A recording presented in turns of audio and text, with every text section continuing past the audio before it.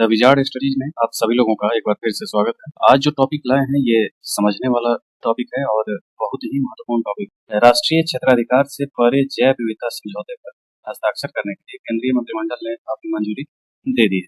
तो आज के वीडियो में हम समझेंगे कि ये राष्ट्रीय क्षेत्राधिकार से परे का मतलब क्या है और ये समझौता क्या है, किससे जुड़ा हुआ है, इसको हम विस्तार से समझेंगे।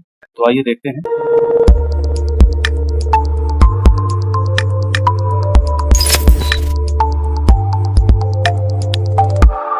यह समझौता उच्च सागर संधि इसको कहते हैं। इस समझौते को राष्ट्रीय क्षेत्राधिकार से परे जैव विविधता समझौता जो है उसी को उच्च सागर संधि कहते हैं। उच्च सागर को भी अभी समझेंगे, उच्च सागर क्षेत्र कौन सा है। बिल्कुल धैर्य से पूरे वीडियो को देखिएगा, समझिएगा। इसमें बहुत सारे सवाल एक ही वीडियो में आपको बनेंगे एग्जाम के पॉइंट ऑफ व्यू से, इसलिए बहुत ही महत्वपूर्ण है।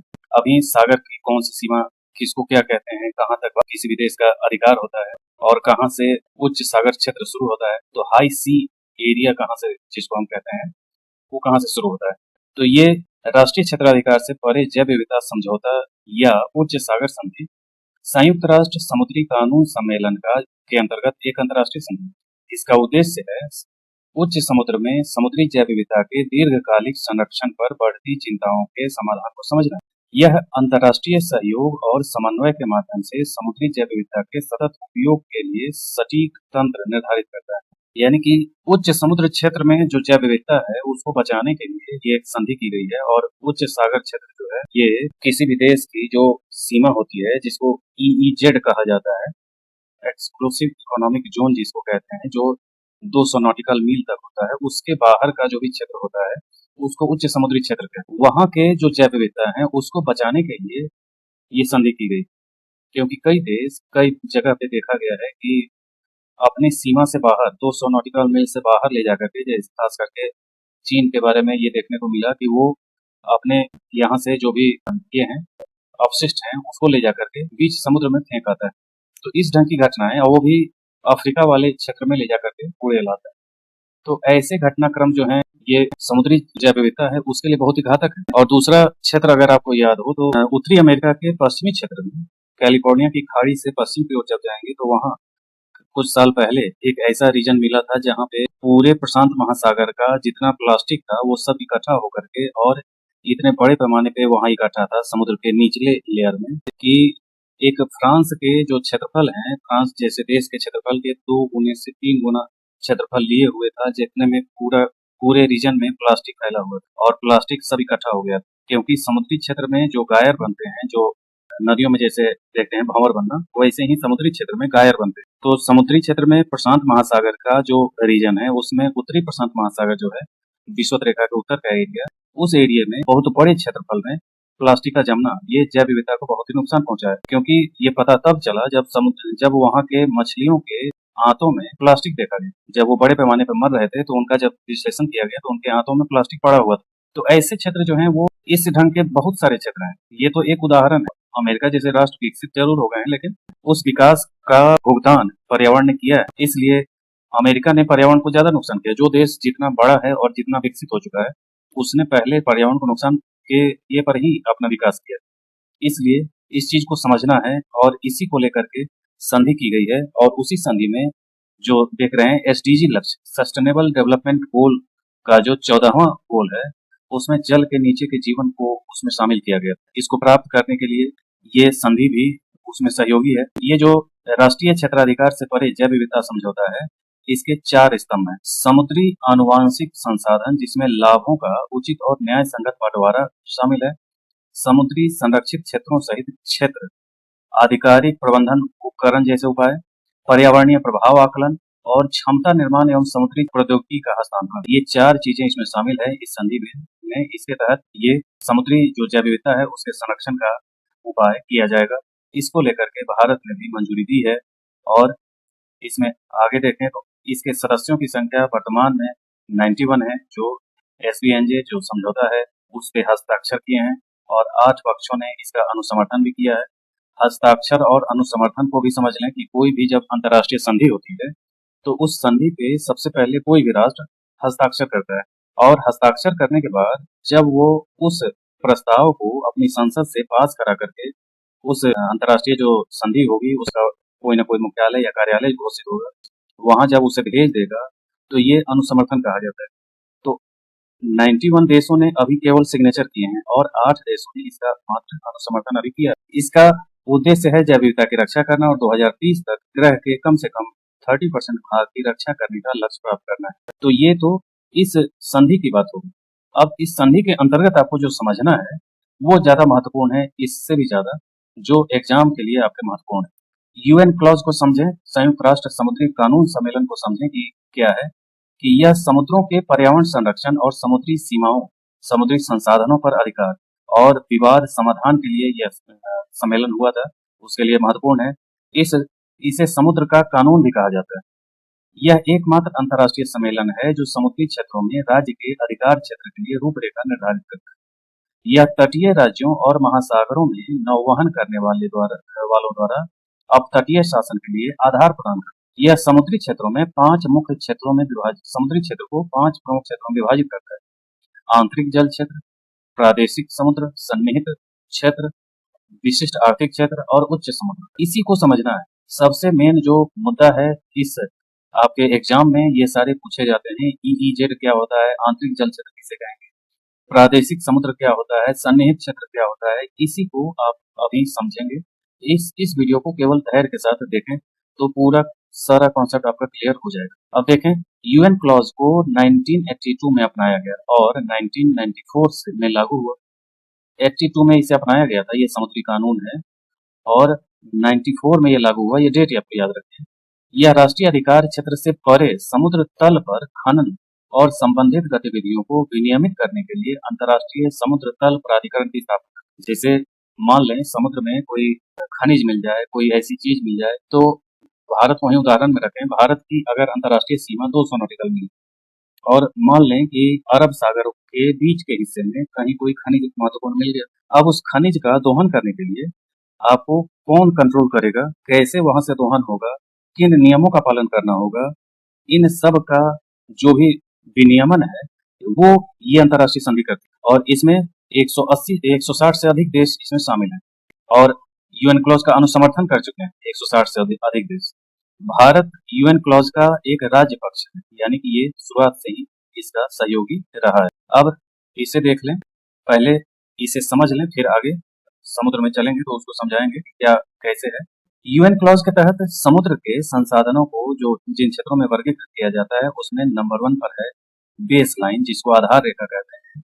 यह तट के साथ साथ तटवर्ती क्षेत्र द्वारा आधिकारिक तौर पर मान्यता प्राप्त निम्न जल रेखा है। निम्न जल रेखा का कहने का मतलब है कि मान लें जैसे ये कोई किसी देश की भूमि है, इस देश की भूमि में कोई ऐसा थोड़ा बहुत कटा छटा तटबंध होता है, उस तटबंध का जो आंतरिक हिस्सा है, हल्के फुल्के कटे वाले एरिए, उसी को कहते हैं आधार रेखा या बेस लाइन। यानी कि तटवर्ती क्षेत्र के आधिकारिक तौर पर मान्यता प्राप्त निम्न जल रेखा, यानी कि यहाँ पे आप देख रहे हैं कि यहाँ पे गहराई कम होगी, इसलिए ये बेस लाइन है। इस बेस लाइन से ही पूरी हर चीज नापी जाती है। नापने का मतलब मान लें कि कोई क्षेत्र है आपका, जब समुद्र के किनारे या नदी के किनारे गए होंगे तो देखे होंगे कि कटा छटा सा तट होता है। उस कटे छटे तट को एक सीधी लाइन में, अब जहाँ पानी और तट को लेते हुए एक बेस लाइन आप खींचेंगे, वो काल्पनिक रेखा होगी, लेकिन वो एक लाइन ऐसी होगी जो पूरे कटे छटे को, तटबंध को मिला करके एक सीधी लाइन खींच देगी, जिसमें कुछ पानी का भी एरिया होगा, कुछ तटबंध का भी एरिया होगा। तो कहीं पे जलीय क्षेत्र अंदर आ जाएगा, कहीं तटबंध आ जाएगा, तो वो पूरा एक बेस लाइन कहा जाएगा। इसके बाद का क्षेत्र होता है आंतरिक क्षेत्र। यह बेस लाइन की भूमि के किनारे होता है तथा इसमें खाड़ी और छोटे छोटे खंड शामिल होते हैं। तो जैसे ये इसके अंदर का जो जलीय क्षेत्र है, इंटरनल वाटर जिसको कहते हैं, यही है आंतरिक जल क्षेत्र। बेस लाइन की भूमि के किनारे किनारे आंतरिक क्षेत्र, जैसे अभी हम लाइन खींच दिए, उसके अंदर का जो जल होगा वो आंतरिक जल क्षेत्र होगा। इसके बाद का एरिया आता है प्रादेशिक सागर, टेरिटोरियल सी। यह बेस लाइन से 12 समुद्री मील की दूरी तक विस्तारित होता है। 12 समुद्री मील, बिल्कुल याद रखिएगा। इसमें जो भी पॉइंट्स हम बता रहे हैं वो सारे एग्जाम के हिसाब से आपको याद रखना है। इस बार अगर ये सिग्नेचर हो रहा है तो अगले एग्जाम चाहे जो भी आपने, उसमें कुछ न कुछ इससे जुड़ा हुआ प्रश्न रहेगा, इसलिए इसको याद रखें। प्रादेशिक सागर क्षेत्र, टेरिटोरियल सी जो है वो 12 समुद्री मील होता है। तो देखें ये टेरिटोरियल सी, ये एक बेस लाइन हमने बनाया। इस बेस लाइन के बाद की जो 12 नॉटिकल मील की लाइन है वो पूरा का पूरा समुद्री क्षेत्र होगा। ये है टेरिटोरियल सी। आगे देखें, प्रादेशिक समुद्र पर तटीय देशों की संप्रभुता और न्यायाधिकार का क्षेत्र है। यानी कि ये जो एरिया है टेरिटोरियल सी, वहाँ पे आपकी संप्रभुता पूरी की पूरी काम करेगी और वहाँ पे आपकी पूरा न्यायाधिकार भी आपका वहाँ तक रहेगा। ये अधिकार न केवल समुद्री सतह पर बल्कि समुद्री आधार हवाई क्षेत्र तक विस्तृत होता है। यानी कि यहाँ आप देखें तो ये नेशनल एयर स्पेस का मतलब है कि ये पूरा हवाई क्षेत्र भी आपका है और ये समुद्र भी आपका है और समुद्र के नीचे की जो जमीन है वो भी आपकी। टेरिटोरियल सी का मतलब है। लेकिन तटीय देशों के अधिकार प्रादेशिक समुद्र से गुजरने वाले समुद्री मार्गों के मामले में सीमित। समुद्री मार्गों में सीमित होने का मतलब है कि इस एरिया से कोई भी आपको सूचित करके इस एरिया से गुजर सकता है, इतने की छूट होती है। और इस एरिया में आप टैक्स भी लगा सकते हैं, आपको अधिकार है, यहाँ टैक्स भी लगाने का अधिकार है। लेकिन वो जो कोई गुजरेगा वो यहाँ आपको सूचित करके इस एरिया से गुजर सकता है। कोई शिप लेकर के, बड़े शिप लेकर के जा रहा है या इस एरिया से एयर वे से कोई जा रहा है तो यहाँ से भी आपको सूचित करेगा। अगर आप उससे आपके एरिया में जहाँ है आपने उससे पूछा, अपना परिचय नहीं दिया तो आपको उसको उड़ा देने तक का अधिकार होगा। इसलिए ये आपका एरिया है, आपके एरिया में बगैर पूछे कोई एंट्री नहीं लेगा। आगे देखें, उसके बाद का है कंटीजियस जोन, सन्निहित क्षेत्र। सन्निहित क्षेत्र का विस्तार बेस लाइन से 24 नॉटिकल मील तक विस्तृत होता है। 24 नॉटिकल मील का मतलब है ये है बेस लाइन, जो भी सीमा नापी जाएगी वो बेस लाइन से ही मापी जाएगी। तो यहाँ से 24 नॉटिकल मील यहाँ होता है, यानी कि उसमें ये 12 नॉटिकल मील ऐड है और ये 12 नॉटिकल मील के बाद का एरिया है ये सन्निहित क्षेत्र। यहाँ से लेकर के यहाँ तक का एरिया ये 24 नॉटिकल मील है, यहाँ तक का एरिया आपका सन्निहित क्षेत्र है। तटीय देशों को अपने क्षेत्र के भीतर राजकोषीय आव्रजन, स्वच्छता और सीमा शुल्क कानूनों के उल्लंघन को रोकने और दंडित करने का अधिकार होता है। इसमें संबंधित देश को अपनी सीमा में न्यायाधिकारिता का अधिकार होता है, लेकिन यह हवाई और अंतरिक्ष क्षेत्र पर लागू नहीं होता। इसमें न्यायाधिकारिता का अधिकार है लेकिन हवाई और अंतरिक्ष क्षेत्र में नहीं है। इसका कहने का मतलब है कि यहाँ तक वाले में आप अपना न्यायाधिकारिता और जो भी अधिकार है उसको आप रखते हैं अंतरिक्ष क्षेत्र में भी, लेकिन इसके आगे का आपका अधिकार इस एरिया में नहीं है। कोई भी मान लीजिए प्लेन उधर से गुजर रहा है तो आप उसको कुछ भी नहीं कह सकते, नहीं आप उसको मार गिराएंगे, वो आपको बता देगा और उस एरिया से गुजर सकते। अगला है अनन्य आर्थिक क्षेत्र यानी एक्सक्लूसिव इकोनॉमिक जोन EEZ। ये बेस लाइन से 200 नॉटिकल मील की दूरी तक फैला है।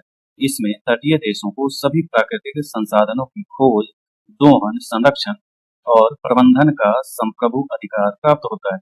यानी कि कहने का मतलब है कि ये जो यहाँ से बेस लाइन से 200 नॉटिकल मील है, इसके नीचे का जो एरिया है ये इस समुद्री क्षेत्र में आप कुछ भी उत्खनन कर लीजिए, कोई तेल खोजना है वो खोज लीजिए, कोई खनिज मिल रहा है उसको आप निकाल सकते हैं। इस पे पूरे संसाधनों पे आपका अधिकार है, मछली निकालने से लेकर के खनिज निकालने तक, या कोई भी द्वीप आप बना लीजिए या कुछ भी कर लीजिए, जो भी आपको की इच्छा है, आप 200 नॉटिकल मील के अंदर तक आप कुछ भी कर सकने के अधिकार रखते हैं। इसके बाहर का जो एरिया है वो है हाई सी एरिया, यानी कि 200 नॉटिकल मील से बाहर के हिस्से को हम उच्च समुद्री क्षेत्र जिसको हम कहे अभी यहाँ उच्च सागर क्षेत्र। तो उच्च सागर क्षेत्र का मतलब यही है कि ये जो एरिया है 200 नॉटिकल मील, उसके बाहर का एरिया 200 नॉटिकल मील का है। इसमें समझें और बेहतर तरीके से, ये बेस लाइन है, बेस लाइन से आप 12 नॉटिकल मील ये टेरिटोरियल सी जोन है और 24 नॉटिकल मील तक यही बेस लाइन है, वहां से कंटीजियस जोन है और यहाँ से 200 नॉटिकल मील तक ये जो लाइन है ये 200 नॉटिकल मील है, यहाँ तक आपकी अपनी EEZ वाली सीमा है।